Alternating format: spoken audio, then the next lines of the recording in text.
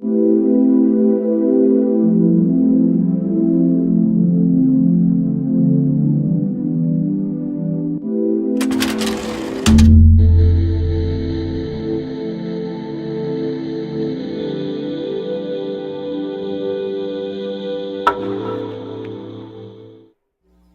personas que han estado hablando de apego materno, de lactancia, han mencionado los problemas que ocurren cuando una madre no puede acercarse a su bebé, no puede desarrollar este vínculo materno.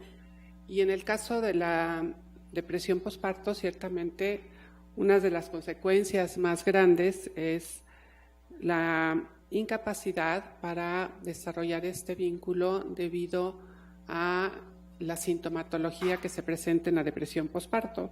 Entonces voy a hablar un poco de una manera más descriptiva de qué es, y me gusta empezar por hablar un poco de la maternidad, pero es de lo que ya han estado hablando generalmente, de todos los cambios, depresión posparto. ¿Qué hay más allá del diagnóstico? Decir que un porcentaje tiene depresión posparto, este es un número, y creo que poca gente entiende qué implica realmente padecerla, y a qué nos lleva a reconocer la depresión posparto a este detalle. Entonces, como ya mencionaron, sobre todo la última ponente, como la maternidad es, sobre todo cuando se es primeriza, implica toda una reorganización de la identidad de la madre, y si es primeriza, pues se organiza en un cambio de vivirse como hija de su madre o de sus padres para vivirse como madre ahora de sus hijos, de su hija. Y esto va a evocar un cambio interno muy grande que le llama la constelación materna, Stern, y que va a evocar toda una serie de fantasías, recuerdos, conductas, actitudes, predisposiciones, de entre los cuales se incluye el recuerdo de su propia relación con su madre, el recuerdo de su infancia, y en todo el tiempo del embarazo se establece la relación con un desconocido a través también de las fantasías que ella tiene de cómo será ese futuro hijo o hija. Y es común un estado también de ambivalencia, sobre todo en los casos en que este no fue planeado o deseado y no se interrumpió el embarazo. Entonces hay ambivalencia de si fue lo adecuado, si lo quiere tener, y sobre todo una proyección de si será capaz de cuidarlo, si será capaz de estar ahí para cubrir las necesidades de su hijo. También hay cambios alrededor, sobre todo con el nacimiento de la relación de pareja, de pasar de ser de una diada a una triada, y cómo se integra la pareja a este proceso. Y lo más importante es como hay quien dice que el embarazo no se concibió para experimentarse en aislados, sino en un contexto social en el que el apoyo es una de las variables más importantes para el desarrollo sano y para la protección de una madre. También es un periodo de pérdidas en el cual hay principalmente una pérdida de su autonomía, en la cual hay un bebé dependiente de ella, una pérdida de la apariencia física, y eso es importantísimo en las generaciones más jóvenes, cómo realmente las afecta pensar que van a engordar con el terror a engordar que existe actualmente, y cómo van a quedar después, y van a ser, a sus parejas les va a gustar o no. Y también una pérdida para muchas de la identidad laboral, por lo menos temporalmente, lo cual es también un evento muy grande, ¿no? Y habrá toda una serie de significados y de expectativas, entre los cuales el más fuerte y el más nocivo es que toda mujer debe estar feliz por el simple hecho de convertirse en madre. Y esto no es cierto para una gran proporción de las mujeres, por lo menos en un inicio.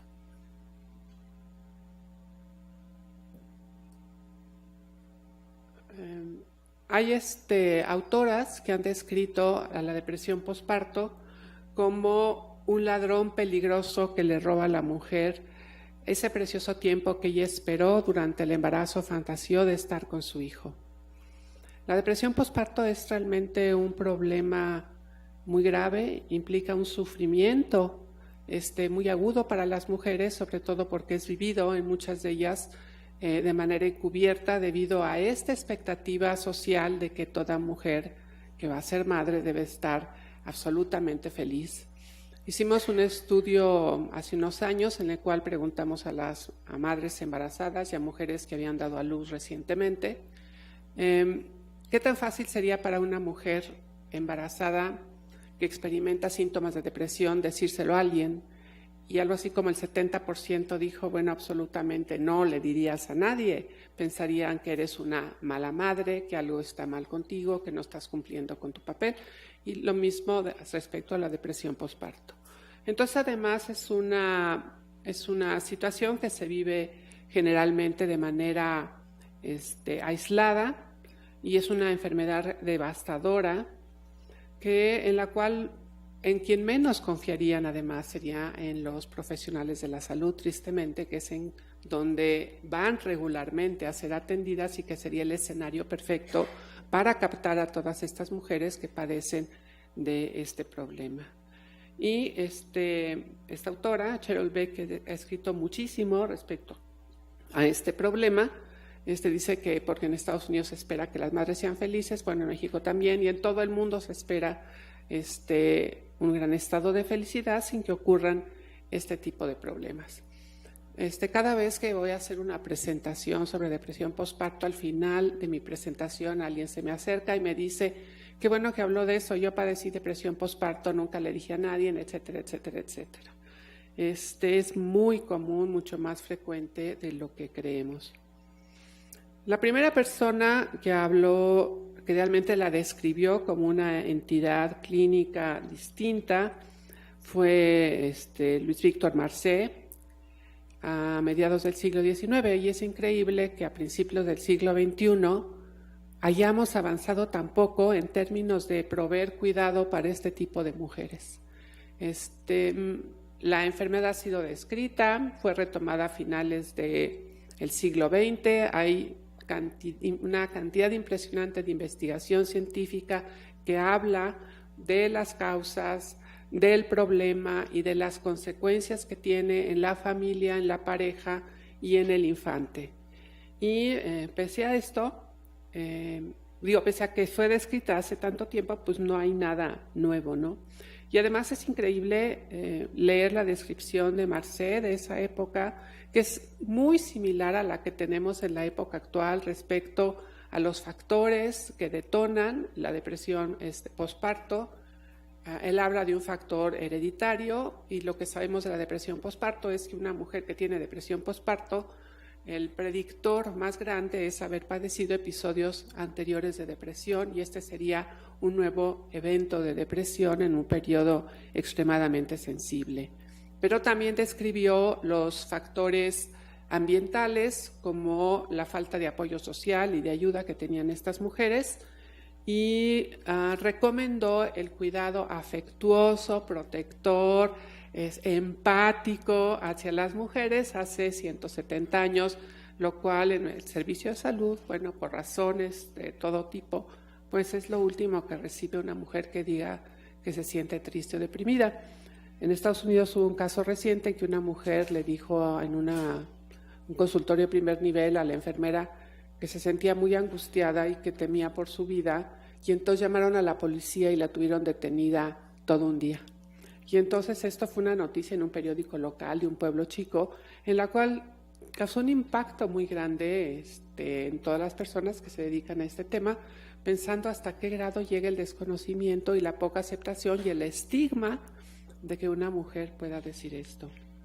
Lo que describió Marcé fue mucho lo que es la psicosis posparto, que ciertamente que son quizá casos que a veces sí llegan a la consulta psiquiátrica, pero las que tienen depresión clínica sin estos episodios no llegan.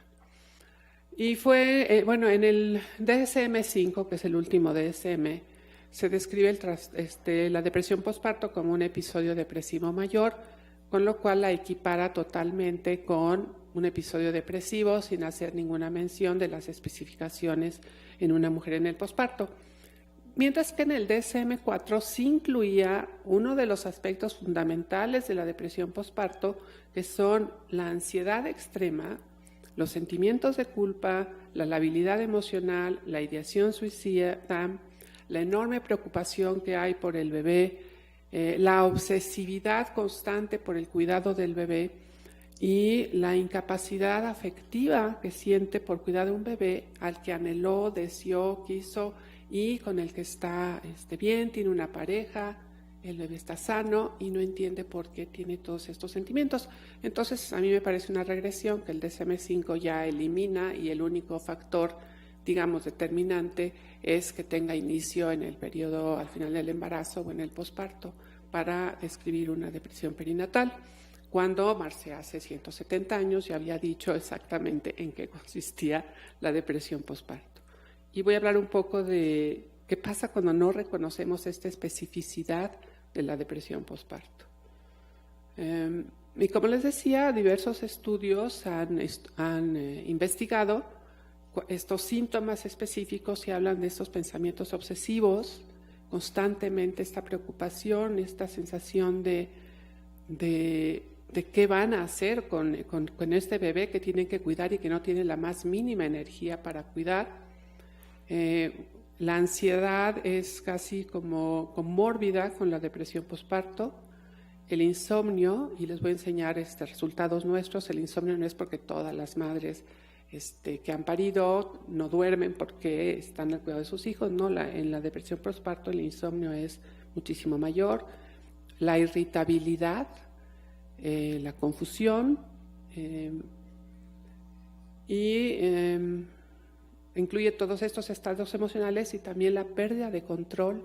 La mujer se siente que ya no controla sus sentimientos, bueno, desde que da a luz ya no tiene control sobre su cuerpo, ya no tiene control sobre sus emociones ahora y una pérdida de quién es ella realmente. Y esto pues no aparece, ¿no?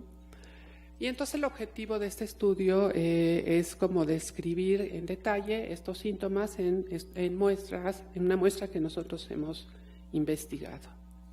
Y entonces este es un análisis secundario que hice para esta presentación y vienen de un estudio longitudinal en la que seguimos, digamos, a 210 mujeres en tres ocasiones y aplicamos una serie de cuestionarios a través de una entrevista que fueron el SCID, que es la entrevista clínica estandarizada, el PHQ-9, que es de síntomas de depresión, la subescala de ansiedad, que es el Symptom Checklist, uno que se llama el Postpartum Depression Screening Scale, que es una escala que nosotros hemos validado en México, las preguntas de Uli, que son 3 preguntas específicas para depresión postparto, y una escala sobre cómo percibe la madre el temperamento infantil.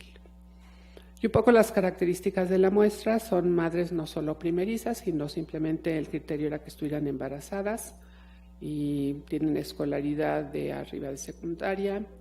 El 80% vive con alguna pareja.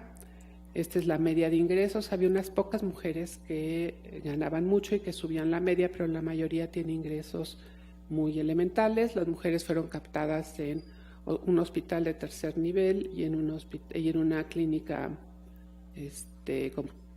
comunitaria del Distrito Federal, cuando era Distrito Federal, y el 62% había tenido alguna ocupación los últimos meses. Bueno, espero que esto se vea.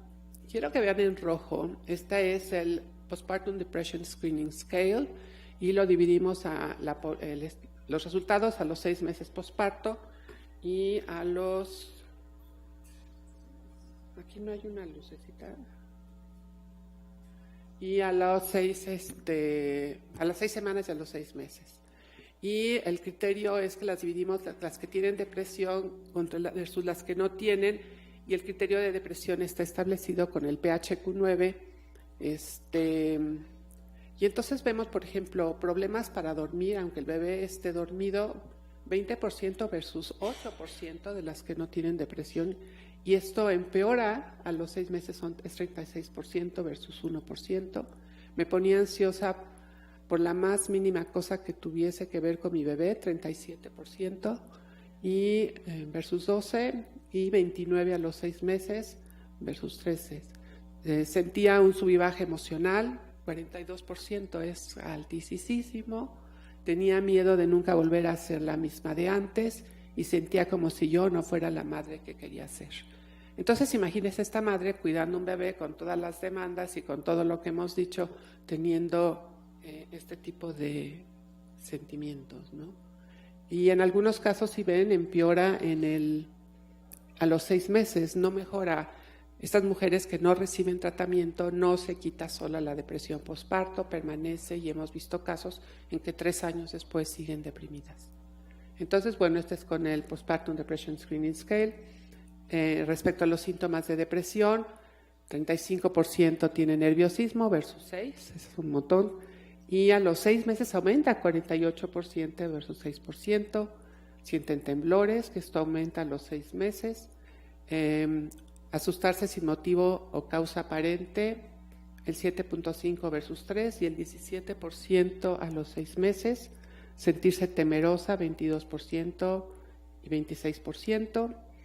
Y que el corazón le palpita fuertemente, 12%, y otra vez aumenta a 26%. Entonces, bueno, los síntomas de ansiedad son también muy aparentes, y cuando vemos las que no tienen depresión, pues sí tienen, pero a un nivel muy bajito, digamos. Esta es la que sigue.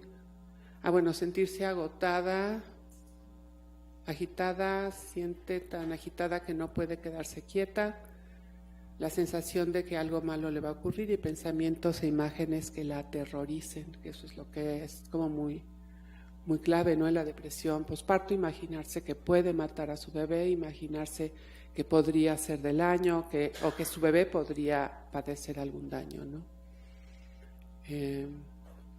Estas son las preguntas de Guli, que es un instrumento de tamizaje que Laura Navarrete de mi equipo acaba de validar, y como ven, casi ante la pregunta ¿se ha sentido triste o deprimida o desesperada? La respuesta es sí o no, y tiene una concordancia con el PHQ-9 de 95%. 95% de las mujeres que tienen depresión están deprimidas, aunque muchas de las que no tienen depresión también responden que sí tienen sentimientos de tristeza, probablemente más ligados con la tristeza posparto que con la depresión posparto, que la tristeza posparto es un periodo transitorio de cambios del estado de ánimo, pero que desaparece con el tiempo, ¿no? Poco interés o placer por las cosas, 85% de las que tienen depresión, y cree que necesita ayuda, 32%, y 34% a los 6 meses sienten que necesitan tratamiento, y nosotros seguimos esta muestra y les preguntamos, referimos a todas las que en el embarazo tenían depresión, las recanalizamos a sus propias instituciones, no diré cuáles son, y ninguna llegó. Básicamente, bueno, ellas no lo buscan persistentemente probablemente, pero después los trámites son muy complicados para que dentro de la misma institución sean atendidas, porque tampoco está reconocida tan claramente qué es la depresión posparto y qué síntomas presenta, y ellas no lo dicen por esta misma razón de que sienten vergüenza y culpa de padecerla, ¿no?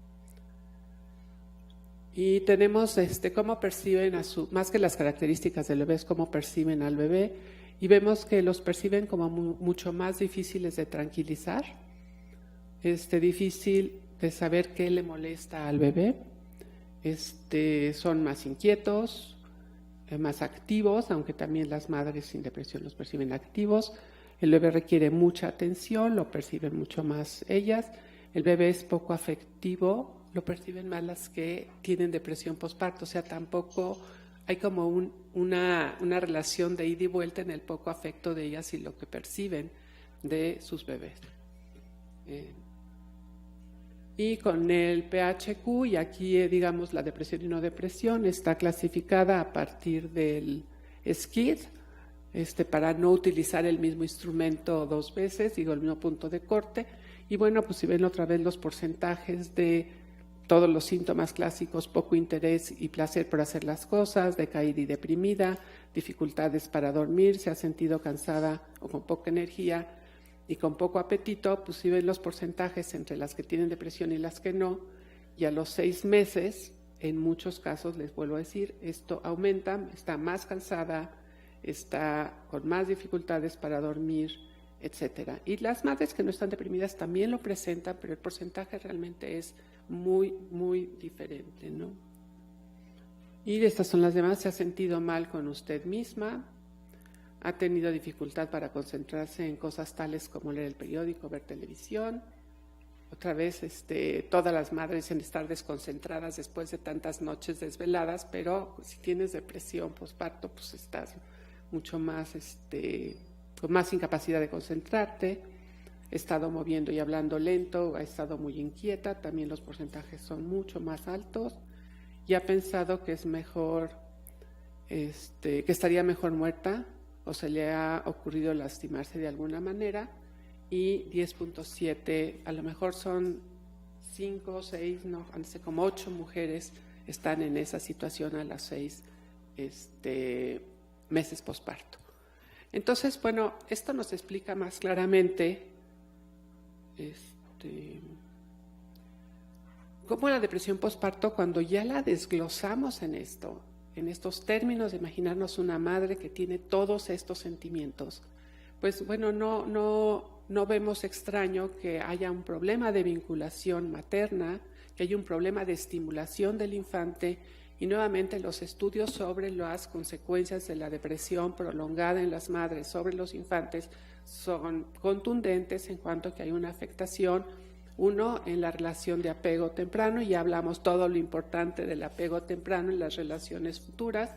Hay un problema de estimulación que se ve en un desarrollo cognitivo menor en estos infantes, y por lo tanto es un problema que aquí podemos hablar de una visión de género, porque la humanidad se ha tardado tanto en atender un problema descrito, y no desde el siglo XIX, desde el siglo XVI se encuentra que hay ya descripciones de la melancolía puerperal, pero pues ahora tenemos evidencia científica de lo que pasa, ¿no?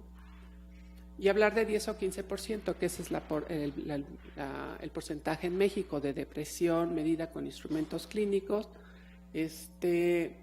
pues son muchísimas como para que nos preocupáramos, pero cuando entendemos que detrás de esos números están todas este sufrimiento de las madres que están solas, que la mayoría no lo van a contar, que eso es lo que es muy impresionante. El estigma y lo que hemos encontrado en otros estudios que se han hecho en México es que los médicos pues, dan el avión. Entonces hay un estudio de una mujer que se llama Jean Laplace, una americana muy mona que fue a investigar ginecólogos, y todos le dijeron que atendían la depresión postparto en sus instituciones. Yo todavía no me acuerdo de haber visto esa maravilla en nuestro país. En muy pocos lugares no hay una normatividad para atenderla, y desde ahí, mientras no sea un problema prioritario la salud mental de las mujeres en el periodo perinatal, pues no va a haber atención. Hay una cierta normatividad para los casos de VIH y algunos otros casos, pero no hay. Y pues bueno, de eso les quería platicar, de más bien una descripción de qué es la depresión postparto, detrás de los números que tenemos en cuanto a esto. Gracias.